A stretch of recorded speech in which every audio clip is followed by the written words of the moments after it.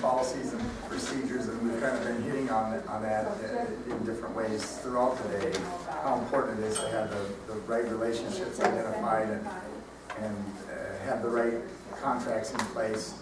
And again, as we start going into this, again, you know, and with the discussion earlier, I want to make sure you all recognize that USIP is not an insurance company that is here to try and find ways to, you know, that we're going to tell you that you can't do things certain ways. And, you know, Luann joked that Johnny came out and said we couldn't do that anymore. Well, I said they couldn't do that anymore because they wanted me to say they can't do that anymore. you know what I'm saying? You get in those situations where people are saying, oh, well, we've always done it this way and we want to keep doing it this way, and the commissioners are like, we don't want to be doing it anymore. Johnny, will you please come out and tell us we can't do that anymore? And I'll be happy to be the bad guy from Salt Lake that comes out and tells you you can't do something anymore, or that you have to replace the bleachers because you can't have the handmade bleachers that somebody made in the 20s. Wave for fun, let's rock a little. But you know, we're here because the commissioners created us so that they could do things that they can't do when they use insurance companies. Because you know, the #1 exclusion to a municipal insurance policy as an underwriter for many carriers over the years is an exclusion to fairs, rodeos, demolition derbies. All of those things are excluded in a standard general liability insurance policy. You don't get to get coverage for that. You have to go out and spend a lot of money for special events coverage. You go through the coverage agreement that the commissioners and the counties have agreed on as far as when they get to access the funds of USIP to pay their claims. You don't find any limitations for fairs, for rodeos, for demolition derbies, because it's part of county government. It's part of what we do. And so the funds are there and available for it. And as we're going to talk over the next hour about the things that need to be in your contracts and the things that you need to limit people from doing and limit yourselves from doing, understand that we're doing it because there is a finite amount of money that the commissioners can put in the USIP account. And we're just trying to manage that money in the fund to pay the claims that they really end up having to pay. Where we can find other people who are responsible that should pay a claim, we're going to try and make them pay rather than the county pay. Because every dollar that comes out of USIP, make no mistake about it, that's the county is paying for it. You're all self-insured. You're just self-insured together. And so we want to make sure that we're doing everything we can with these contracts to transfer the loss to someone else if they're in control of the situation, or limit the liability of the county as much as possible. Because again, that's how you continue to get support from the commissioners, is that they know that you're working with USIP, that you're looking at ways to try and reduce the cost. Because, you know, as I worked in other states, boy, when I'd go to the board and explain that we just paid a $2 million loss that arose out of a county fair, the question was always, do we continue to provide coverage for fairs? And how do you not provide coverage for a fair when you're the county pool? I just don't ever want to be there where our commissioners question whether or not there needs to be exclusions to the county fair and county fair type events in our coverage. That we just shouldn't. It's something that we do as counties, and we need to continue to support. So, but let's start looking at the types of things that we call upon the county attorneys to help us out with when it comes to protecting the county. And we've got Neil Geddes from Davis County Attorney's Office and Jody Borgerson from the Washington County Attorney's Office that's going to help us. They provided me a bunch of sample policies and procedures and contracts that they use in their counties, some that directly relate to the fair, others that are from their areas but are used in the same capacity at the fair. And that we're going to go through some of those contracts and stuff and kind of make sure that you understand what you need to be looking for to identify, is this something I need to send over to the county attorney's office? Is there a problem with this? And things that you want to make sure that if you're one of the county attorneys, that like Dave was talking about earlier, that's not going to spend a lot of time on your contracts if they don't have to, like I know Dave and Jody do in their respective counties, that you have some idea of how to direct the county attorney's time to the most important things. And to put a little framework around it before we actually start looking at the documents, let's talk about the different people that we need to have contracts with and agreements with. Who do we need to deal with? Number one is the public. You got people coming onto the fairgrounds to attend your event. Are they exposed to injury and property damage? Absolutely, they are. Fair is not a safe place. We make it as safe as possible, but we're creating hazards. You know, a lot of people that come to the fair, it's the only time of year they're exposed to livestock. The only time of year that they're exposed to carnival, yeah, things of that sort. So we need to look at how are we dealing with the general public when they attend the fair. One question at the end of the way, you talked about how they don't charge to walk into the fair. Does anybody charge to walk in the front gate? Thank you. As soon as you charge to walk in the front gate, you got rid of all those nice little immunities that Dave talked about earlier. And what if you charge to park in your parking lot but not to walk in the front gate? we just need to be careful with that, because the courts will look at, is that a ruse? Are you not charging to walk in the front gate? You're charging them to park because you know that you're just trying to sidestep that loss of the immunities. If they think so, they could pull your immunity. The recreational immunities is what I'm talking about here.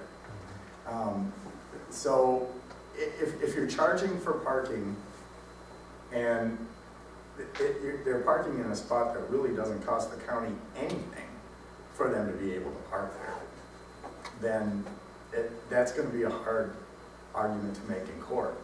In your facility, I mean, the county spends some money on that parking area.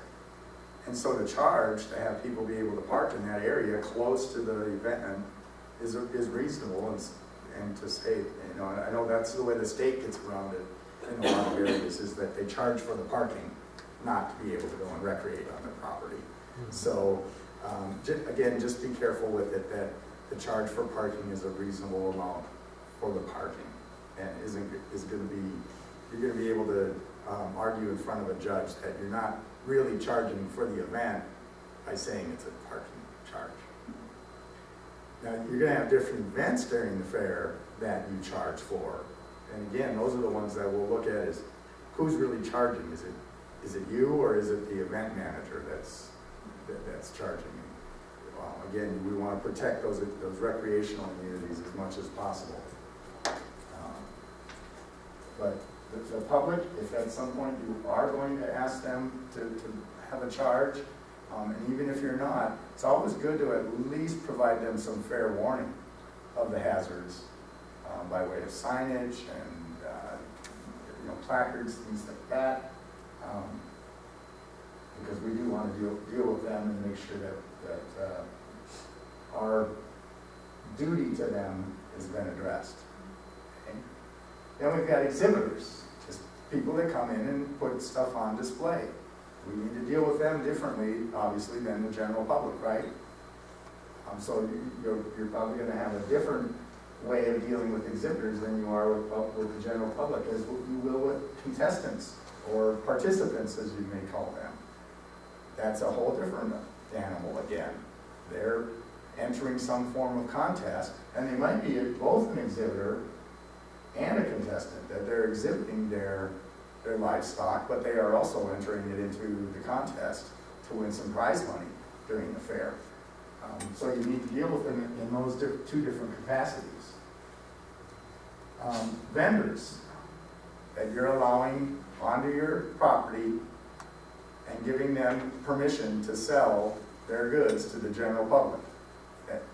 Again, if you're treating a vendor the same as you do an exhibitor with the same agreement, you're probably not doing the best job of managing that risk, because they're two very different types of exposure there. Service providers that service the facilities, these are the people that you're actually contracting with to service the facility during the fair. The people that you contract with to bring on the porta-johns, the people that you hire to set up the lighting for the stages, people that you hire to a whole host of different areas that they are actually providing a service to the fair that you are paying them for. That becomes a much easier one for the county attorneys because they deal with those types of vendors all the time. Attractions. You all have different events and attractions, musicians, petting zoos, things like that, that you're simply there to draw in more attendance, right? And again, that's a different relationship. They're not necessarily there to make money.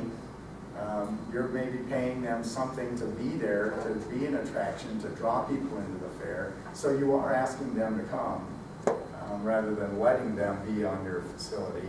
So it's a whole, again, a much different relationship with that type of an attraction than it is an exhibitor or a vendor. You see the difference?